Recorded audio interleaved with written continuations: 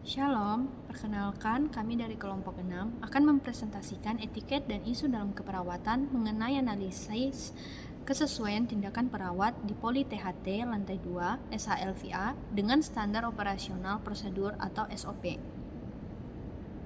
Pelayanan keperawatan merupakan salah satu komponen utama dalam sistem pelayanan kesehatan yang berperan penting dalam meningkatkan kualitas pelayanan serta menjamin keselamatan pasien. Dalam menjalankan asuhan keperawatan, setiap perawat dituntut untuk bekerja sesuai dengan standar operasional prosedur atau SOP yang telah ditetapkan. SOP ini berfungsi sebagai pedoman dalam pelaksanaan tindakan keperawatan agar setiap prosedur dilakukan secara sistematis, aman, efektif, dan juga sesuai dengan standar profesi.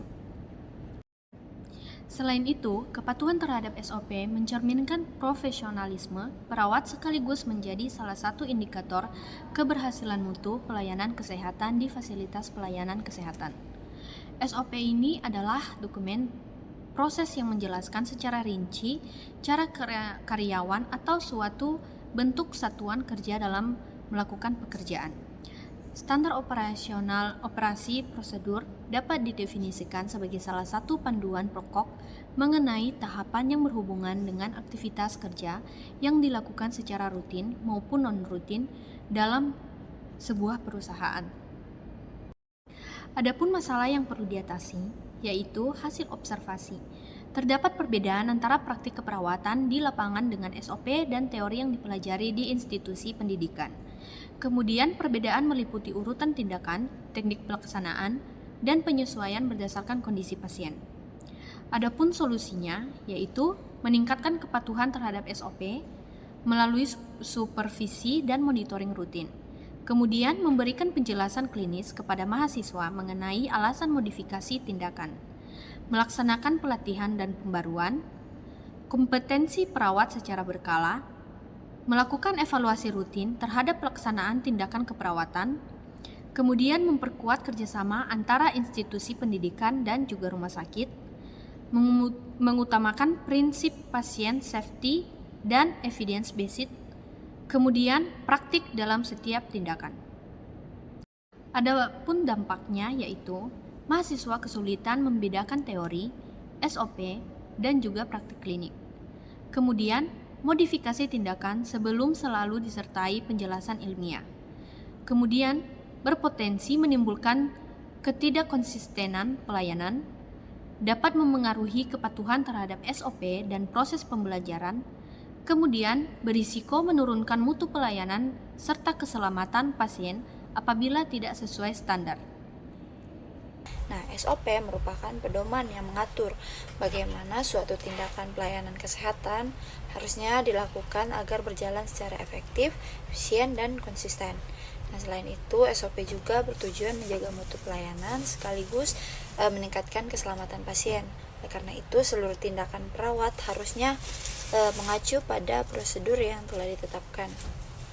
Nah, berdasarkan teori tersebut, kami menentukan beberapa aspek yang akan diamati selama observasi.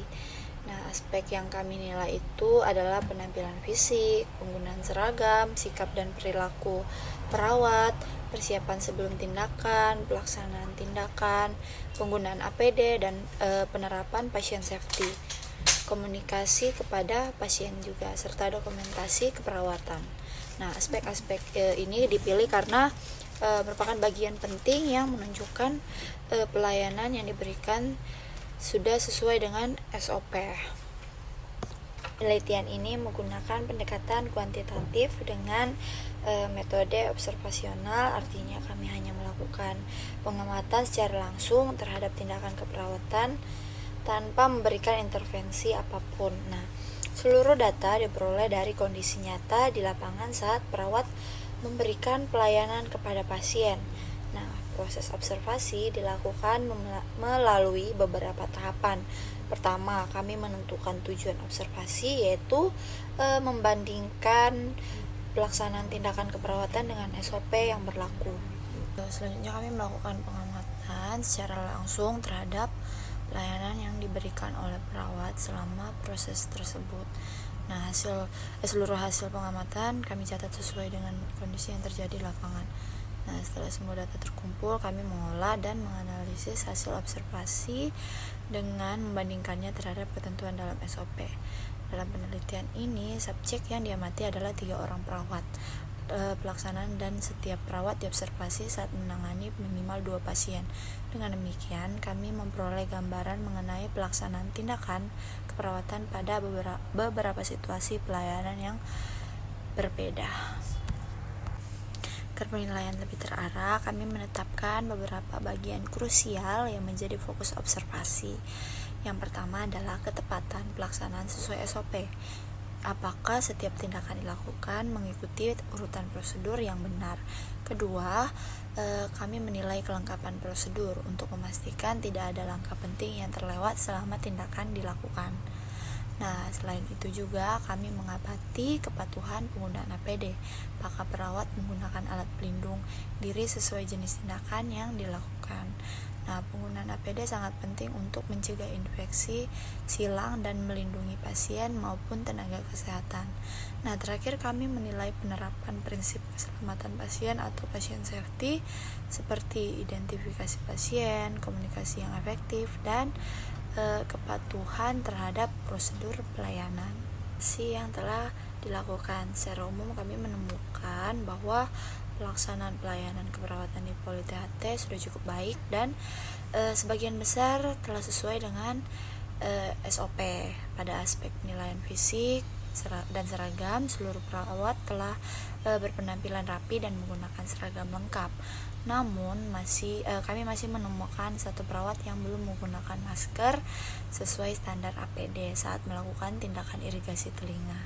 Nah, pada aspek sikap dan perilaku, seluruh perawat bersikap ramah serta memberikan penjelasan kepada pasien sebelum tindakan dilakukan. Akan tetapi, pada kondisi poli yang ramai terdapat satu perawat yang memberikan waktu tanya jawab yang sangat singkat karena tingginya beban pelayanan.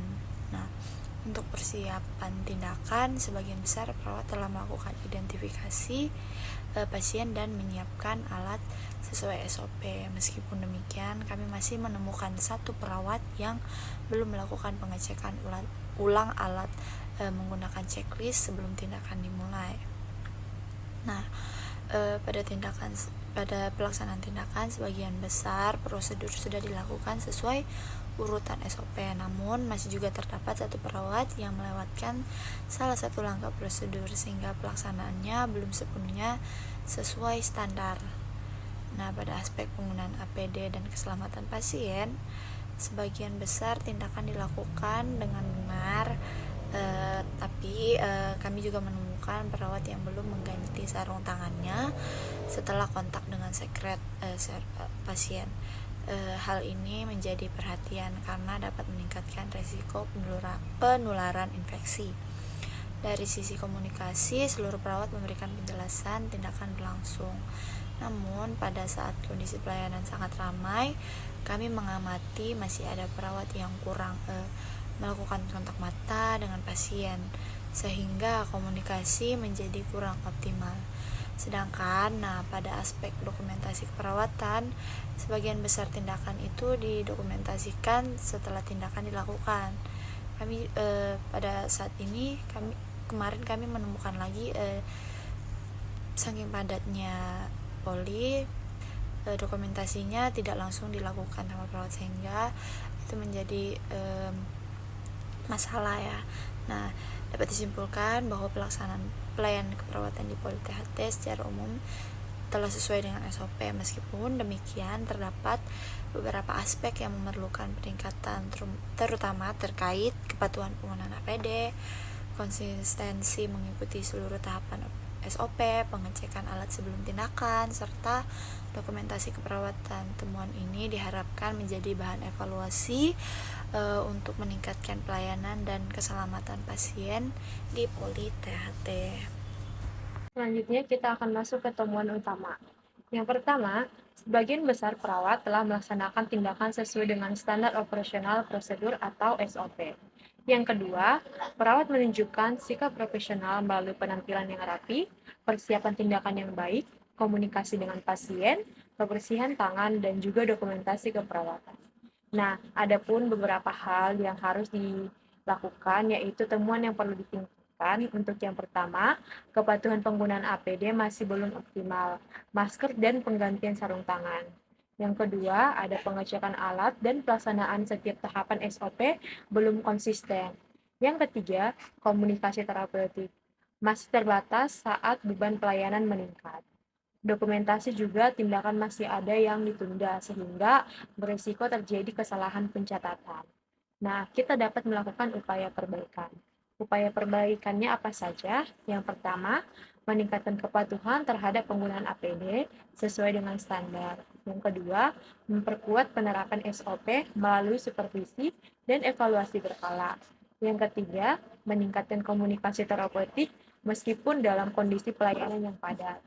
Keempat, melakukan dokumentasi segera setelah tindakan selesai. Dan yang terakhir itu ada menyelesaikan pelatihan mengenai patient safety, PPI, dan juga kepatuhan terhadap SOP.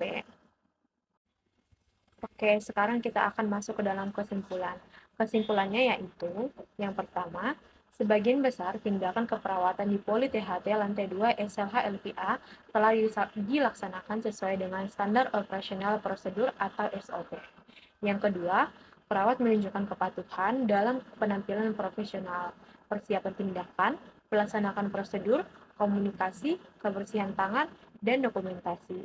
Yang ketiga, masih ditemukan beberapa ketidaksesuaian, yaitu penggunaan APD yang belum optimal, pengecekan alat yang belum konsisten, tahapan SOP yang terlewatkan, komunikasi terbatas saat pelayanan padat, serta penundaan dokumentasi. Dan yang terakhir itu diperlukan peningkatan kepatuhan terhadap SOP melalui supervisi, pelatihan, dan penguatan budaya keselamatan pasien untuk meningkatkan mutu pelayanan keperawatan. Dan yang terakhir ada saran dan gagasan perbaikan yang akan dilakukan. Yang pertama, meningkatkan kepatuhan terhadap SOP melalui sosialisasi dan pelatihan berkala. Yang kedua, mengoptimalkan penggunaan APD sesuai standar untuk mendukung pencegahan dan pengendalian infeksi atau PPI. Ketiga, melaksanakan supervisi dan audit rutin untuk mengevaluasi kepatuhan serta memberikan umpan balik kepada perawat. Yang keempat, meningkatkan komunikasi terapeutik dengan memberikan penjelasan yang jelas dan kesempatan kepada pasien untuk bertanya. Kelima, melakukan dokumentasi segera setelah tindakan agar pencatatan lebih akurat dan mengurangi resiko kesalahan.